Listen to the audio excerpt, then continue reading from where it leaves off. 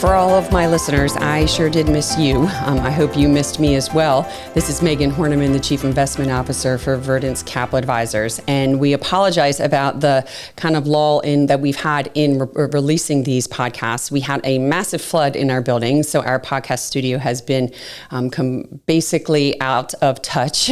But we're back, and we're back this week. And it was quite disappointing to me that I couldn't report on Friday, because for those of you that know economic data, the first Friday of every month is like Christmas Day to me. This is when we get the labor market report, and we have lots to cover with that. So we're going to just kind of do this a little bit differently today. Instead of focusing on one data report, I'm going to try and quickly go over the past three that we've gotten that were pretty important, and also market movers. So let's start with that employment report that we got last Friday. We got the employment for the month of April. It came in weaker than expected at 175,000 jobs, and that was also after the prior 2 months were revised down by about 22,000 jobs. The markets were looking for 240,000 jobs. So a week on that headline number.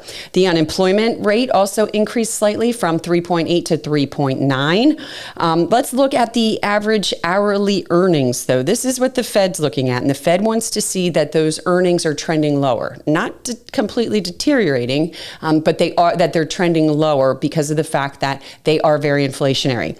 So on a year-over-year basis, earnings were up 3.9%. That was compared with an expectation of 4%. So that was good news for the Fed, but let's also put this in perspective. 3.9% is moving in the right direction. It's 1 month. 1 month does not make a trend.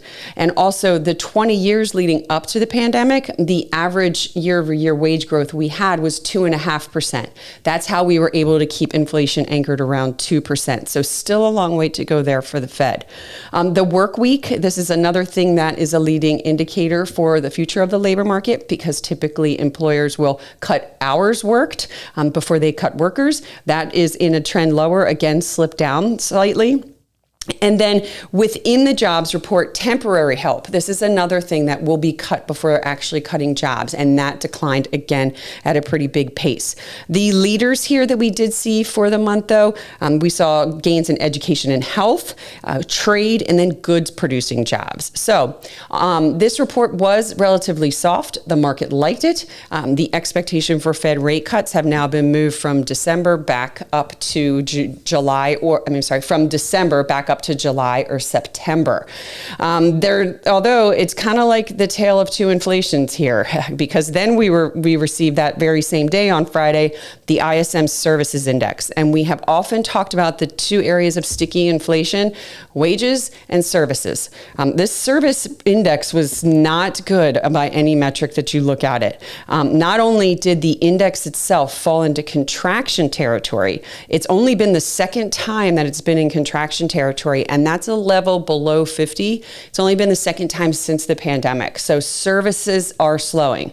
But when you look within this, the prices paid for services shot up, and this is inflationary. So you have a weakening economy and inflation that continues to be stuck and stubborn. That was at a 4-month high, and it's only the second time it's been this high in the past 8 months. And when you look at employment, again, this is an indicator for the future readings we'll get on that unemployment report. The employment part of services slipped into contraction territory, a level below 50. It was the second worst reading we've had since the pandemic. So we're seeing slowing here. You've got an economy slowing, you have a labor market slowing, but you still have inflation pressures. So we aren't getting too optimistic yet on these rate cuts are imminent this summer. This is 1 month here. We're going to, again, 1 month doesn't make a trend. 2 months gets us a little bit more conviction. 3 months is a even higher conviction. The last report I'll just touch on was consumer credit. We like to look at this because it does give some idea of what the consumer, how they're spending, considering savings is so extraordinarily low.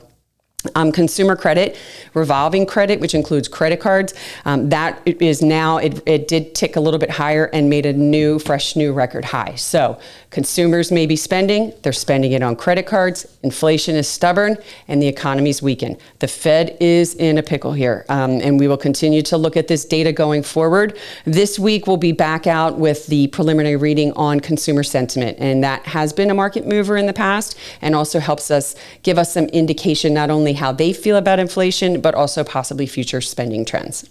That's all we have today. Sorry that we missed out the past few days, but we will be back, I promise. And if you have any questions or comments, please feel free to reach out to podcast@verdence.com. Thank you.